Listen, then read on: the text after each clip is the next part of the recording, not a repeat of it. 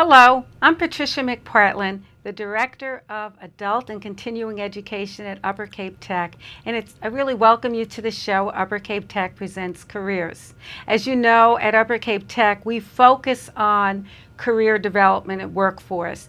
We provide training for adults to get that career in the most shortest possible time possible and affordable. We're conveniently located right by the Bourne Bridge, and we have so many career opportunities that we provide in healthcare, such as nurse's aide, medical assistant, medical billing, the technical trades, such as nail tech, and culinary. We have now the culinary arts certificate and pastry art certificate. So many. There's over 200 on-site programs and over 300 online, and we have a number of computers. We have state-of-the-art facilities, including a simulated health career lab and a wonderful computer lab. So please visit us at our website, www.uppercapetech.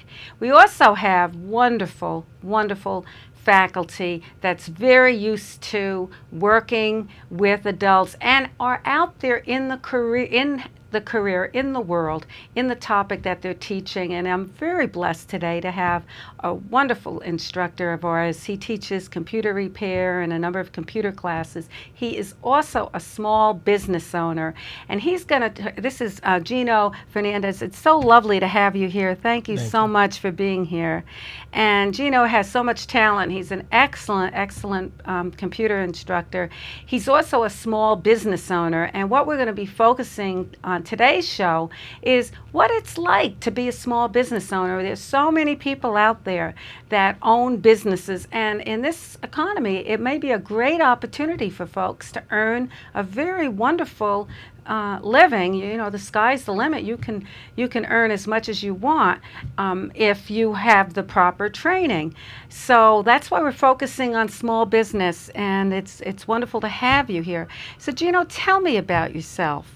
Well, my name is Gino Fernandes, and I own a company called Marion Computer, which is a consultant company. And I also, I'm an instructor at Upper Cape, like you said, and enjoy doing both. I enjoy the teaching, and I enjoy the freedom that comes from being a small business owner.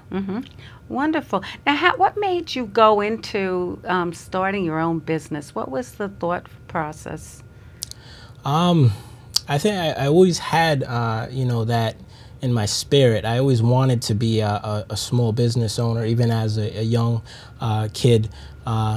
When I was in my teen years, I used to listen to a lot of music, and I actually wanted to open a music store. Oh. And but then the internet came out, and people started downloading music on the internet instead of purchasing the albums in the stores, so album sales dropped. So at that time, I decided to shift my focus into computer repair, and I always knew that I wanted to have a computer repair business. So I believe that was the path that led me to opening my own business. Did you have, were your parents involved in small business, or any relatives or anybody in your? Right.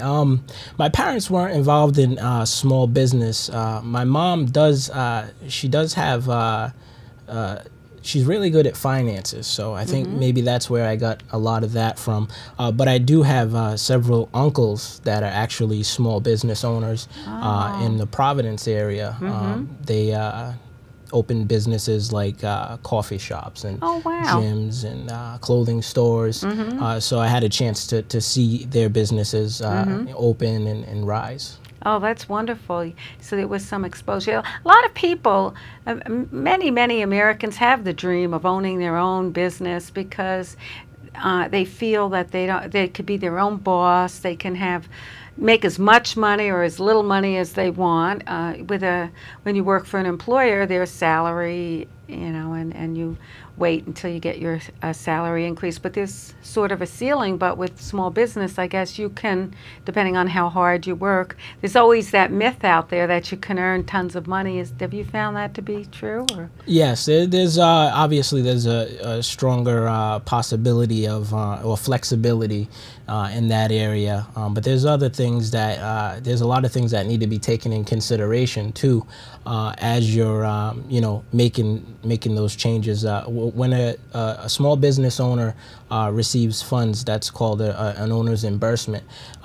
You have to watch how much money you take, because if you take too much money, then there might not be enough money for the operating expenses. So there's things to take in consideration there as well. But for the most part, you do, like say for instance, with a basic job, you kind of get an idea on, you know, obviously where you start. You know, the human resources department will say, hey, this is where we're going to start you.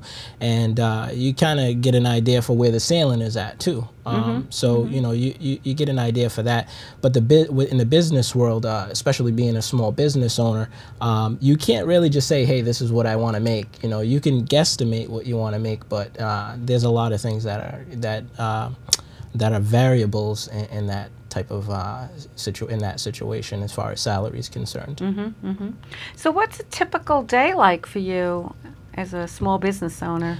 For me, the typical day would basically be to show up at my office as early as possible, usually before the doors open, hopefully, or else there'll be a line outside. But so show up to the business probably like an hour before you usually open. And at that point, you know, you might be doing some cleaning up, because organization is, you know, is really, you know, the key to having less stress in the workplace. But you know, going there early would give you that time for the proper preparation. And they say proper preparation prevents poor performance. But so you would be there, and you're kind of like anticipating the day. You sit down and you think about what needs to be done during that day. You might even make a list. That's how I do it. I just write down, you know, what really needs to happen. Like what tasks should I take on, and maybe give check your messages and give everybody a call back, just so that they know you're on board and you're there and you're ready to go. And yeah, you get, you know, your day started, and you start checking off that list as fast as possible to try to make sure that you cover as much as you can. And you know, you interact a lot with customers, and you know, if you have products, you interact with a lot of vendors, and you send and receive a lot of emails, and you know, the phone calls, and open a lot of mail, and you know, organize things as much as you can. If you have employees, then you know, you're constantly you know, seeing if they need any help, delegating authority, making sure that they're learning what they need to learn, make sure that you're providing a good environment for them to you know, excel and to use their talents and skills. So there's a lot to it. It's a lot to running a small business. You have to be a manager, right? Learn supervision. You have to be very mindful of finances. Right. You have to, in a sense, be a salesperson, know marketing to promote your business. Right. And I guess be also familiar with the tax laws and all that. You want to. Right. Yeah, it's quite a bit to it. It is. Yeah, there's quite a bit to it. Yeah, that's great. But you know, what are some of the advantages? I mean, you must be pleased that you did this. Oh yeah. You've been in business for a while. Well, I mean, I'd say the advantages to owning a small business, first and foremost, is the freedom. You know, I know that it is a more, you know, demanding situation, but usually the tasks don't need to be done right away. You know, you have the flexibility. So if you needed to, you know, to say take some time off, maybe to spend some time with your family or your wife, you can do that. You have the flexibility to do that. You are pretty much, as the small business owner, you're pretty much at the top as far as the company's concerned. So all of the decisions are on your shoulders. You don't have to be under management, you know, and get permission from management in order to make your decisions. So you can actually, you know, just make the decisions on your own, which gives you a lot more freedom as far as, you know, as you grow. You know, when you're young, you start to get certain subjective views. And then when you get to a position where you actually own the company, you get to use all of your previous knowledge to make your decisions, opposed to just the limit that the manager allows you to move in. So yeah, I would definitely say the freedom would be, you know, first and foremost. And you can go down the list. There's many more reasons why a small business owner, you know, it feels the reward of having his own business. Yeah, and there's 40% of Americans now. There's quite a few. It's a really growing field. Well, small businesses provide 50% of the payroll out there. So, well, not most, but half of Americans out there actually are working for a small business. And how do you define small business? Well, it depends on the industry. So, for instance, I'd say if we want to, you know, the small business is usually 500 or less employees, and they make less than 10 million gross per year. Like I said, it depends on the industry. Sure. So you're considered a small business up against whoever else is in your industry. Yeah. But that's the generality. If you make less than $10 million, then you can't be on the stock exchange. So you can't go public. And if you have less than 500 employees, that's usually, you know, where they place you at category, you know, small business. Yeah, but there's a lot of people out there that are self-employed. Right. Yeah, a lot of people. Right, and self-employed people would be considered a small business. Even if you were alone, you would still be considered a small business owner. Yeah. Definitely. Right. Definitely. Well, what advice would you give people? Suppose there's some viewers out there that are really contemplating, they always had a dream to open up a coffee shop or start a business, a tailoring business or whatever. What advice would you give them? Well, there's a lot of things that you need to take in consideration before you open a small business. Now, say most people who open a small business, they have a skill, and say they're working for a company and they've been developing this skill, and they feel as if they want to go out and spread their wings and actually you know, take it to the next level. So they figure their skill would be enough to get them, you know, where they need to be. So the first thing they usually work on is a business plan. And they say that 50% of small businesses, you know, or 50% of the startup capital for a small business comes from a bank, and the other 50 comes from the small business owner. So I'd assume that there's going to be a lot of savings going on and a lot of planning before you get to it. But I'd say the best advice you can give to somebody an entrepreneur who is ready to open a small business or ready to start up a small business would be to look into the areas of, and these are the areas that I'm going to be teaching in the winter, look in the areas of financial accounting, marketing, management, and computer applications and information systems. And the reason why I say that is because when you first get started, you want to make sure you're asking yourself the right questions. So we can take, say for instance, we'll take accountant for instance, first.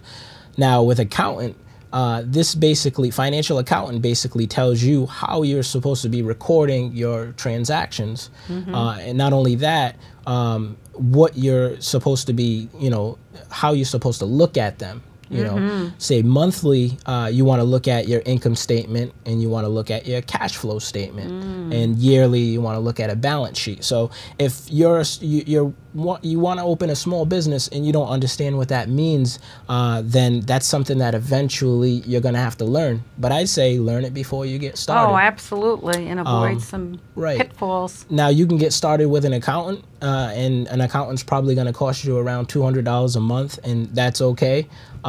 But you want to know how to speak the accountant's language. Accounting basically is accounting is the language of business. So if you don't understand, you know, what what these statements are, what a balance sheet is, what an income statement is, what a cash flow statement is, what an asset is, what a liability, and I mean, not just know the definitions, but just, you know, really, kind of like you have an understanding where you can say, all right, well, I can see how, if this changes, how it affects my business. Marketing would be the second or the next one that I'd say that you'd have to look into, because you have a skill, which is, for instance, you're going to provide a service with your skill, or you're going to sell a product. And most people think, hey, if I have a product, if I spend $1 and sell it for $5, then, you know, I'm good. I don't have to worry about anything else. But that's marketing is basically going to allow you, when you study marketing, it's going to allow you to ask yourself the right questions that are going to place your, you know, you'll understand where your competitors are.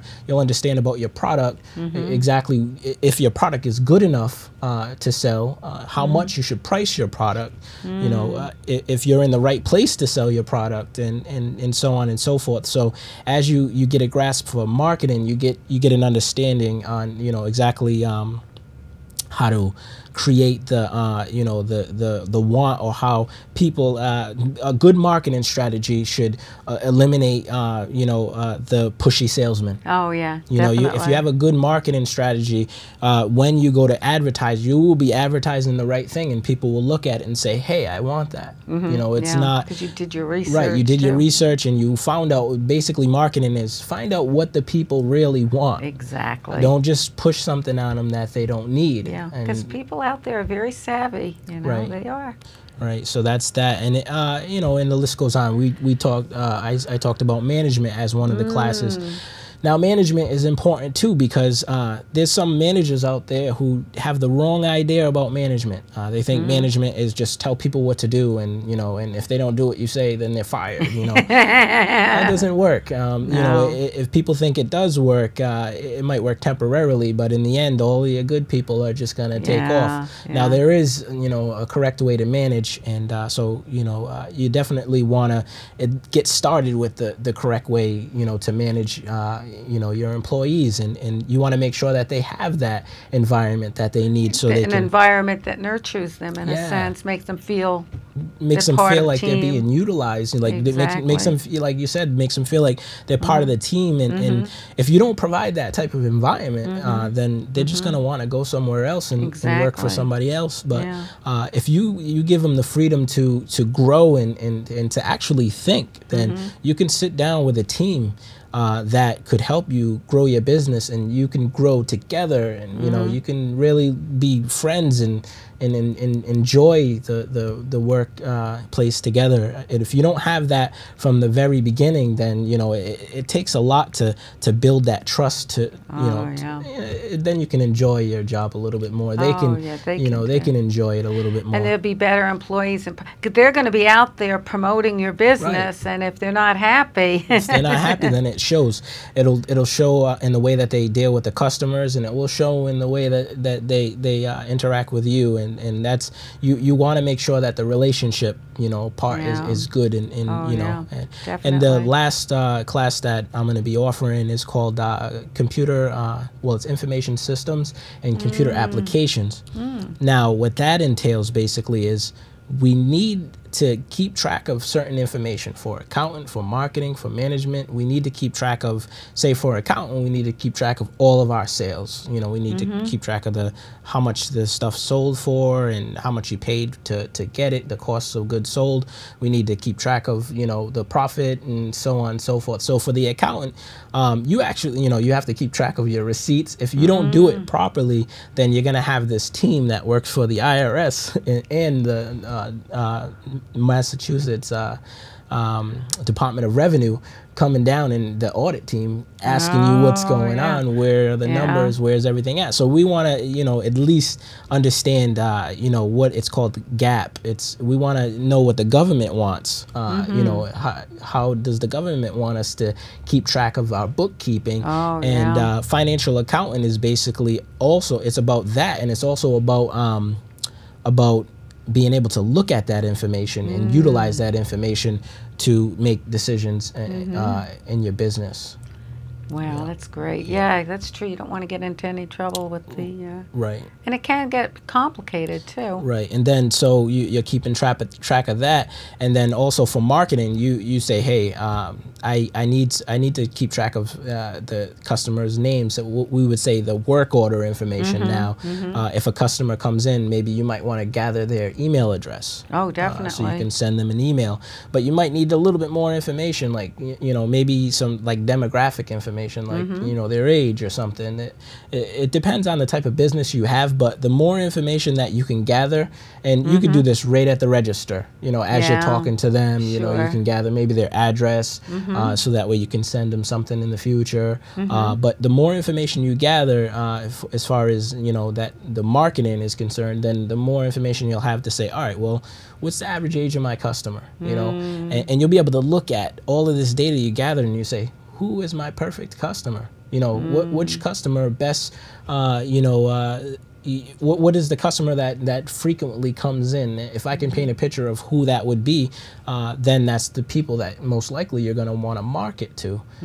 So like I said, as you go down the list in the I like to call them the core business classes, the financial accounting, the marketing, the management, and the computer, the applications and information systems, you start to see how each one of these areas plays a major part in the core functionality of your business. Yeah, that sounds fascinating. So there are 4 separate courses that you're going to be doing. Right. One on financial accounting. Right. And that will deal with everything you need from the finance, how to organize it and so forth.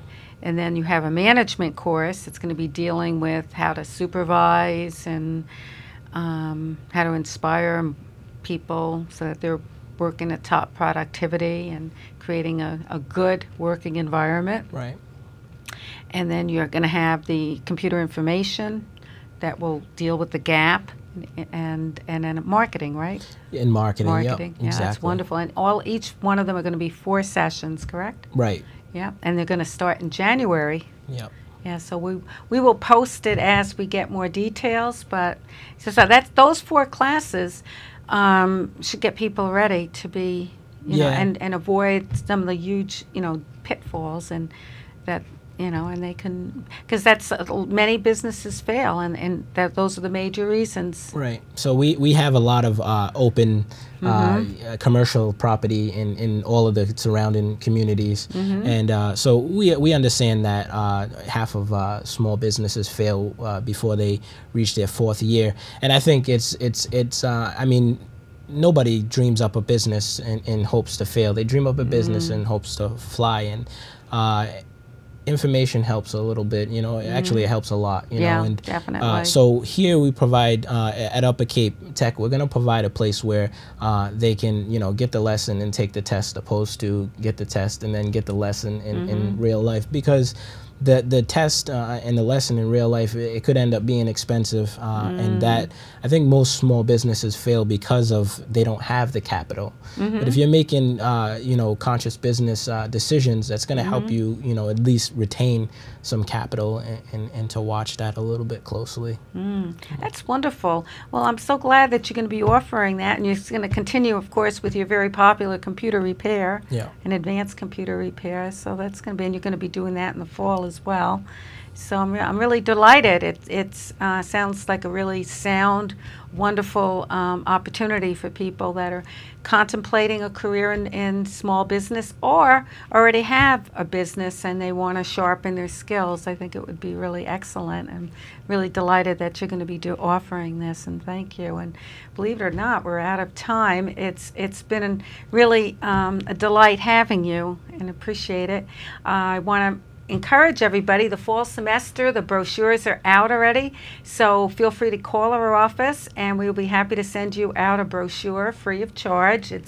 We've got new paramedic is going to be coming to Upper Cape Tech, and we have a satellite and many other courses that are available. And as always, if you have any suggestions for future programs that you would like to have us offer, please contact me. And also, if you have any interest in teaching, I'm always looking. I'm always looking to expand the program. So also contact me. I'd love to hear your suggestions. And as always, it's a pleasure being here. And thank you.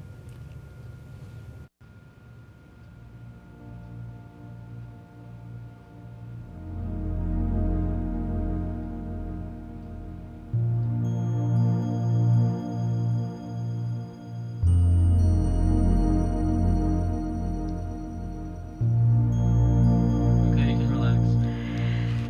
Doesn't it go fast? Yeah, it does. I can't.